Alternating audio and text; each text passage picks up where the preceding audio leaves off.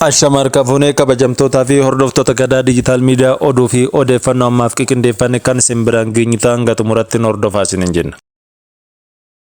Eegdonni daangaa Saawudii godaantota Itoophiyaa hedduu ajjeesaa jira jedha gabaasni Human Rights Watch adda baase. Dhaabbanni mirgaan namaaf falmu kun akka gabaasetti eegdonni Saawudii daangaa Yemen irratti godaantota Itoophiyaa jumlaan ajjeesaa jira jechuudhaan himeera. Gabaasni kun akka jedhutti namoonni dhibbaan lakkaa'aman baay'een isaanii lammiilee Itoophiyaa kan ta'an Yemen biyya waraanaan miidhamte qaxxaamuranii Saawud Arabiyaa galuuf yeroo jedhanitti rasaasaan ajjeefamaa jira jechuudhaan gabaaseera.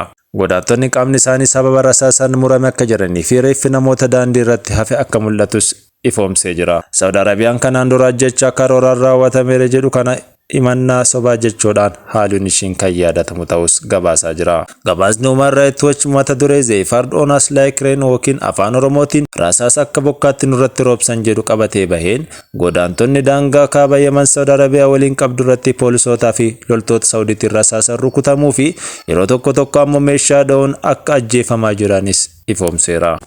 Dhaabbata mootummoota gamtoomanii dhaabbanni godaantota idil addunyaa akka jedhutti waggaatti namoonni 200,000 ol ta'an imala hamaa kanaan galaana gaanfa Afrikaa irraa gara Yemenitti yeroo qaxxaamuran loltoota Saawud Arabiyaatiin ajjeefamaa kan jiru ta'us gabaasanii jiru.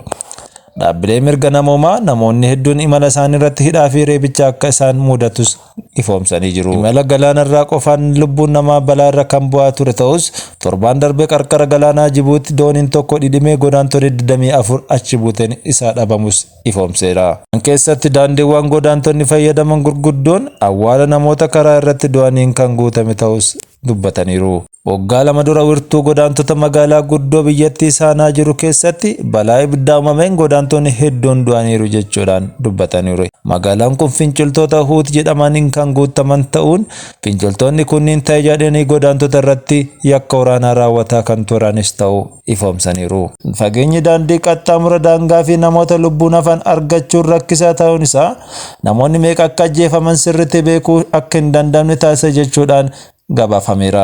Gabaasni ajjechaa humnoota nageenya Saawudiitiin daangaa kaaba irratti raawwatame jala qaba kan ba'e onkololeessa darbe Xaaliyaa ogeeyyii United Nations yookiin dhaabbata mootummoota gamtoomanis ibsanii jiru. Ajjechaa bal'aa karoorfama fakkaatu ajjechaa qaxxaamura daangaa meeshaa waraana gurguddaa fi xixiqqaa fayyadamuun humnoota nageenya Saawud Arabiyaatiin godaantota kana irratti dhukaafamuu yakki waraanaa raawwatamaa kan turee fi jiru ta'us gabaasanii jiru. Toora qorannoo addunyaa Mixed Migration Center gaafii fi deebii ofiin namoota lubbuun oolan waliin taasisan irratti hundaa'uun himannaa ajjechaa daangaa irratti raawwatame jedhu kana ifoomsaniiru.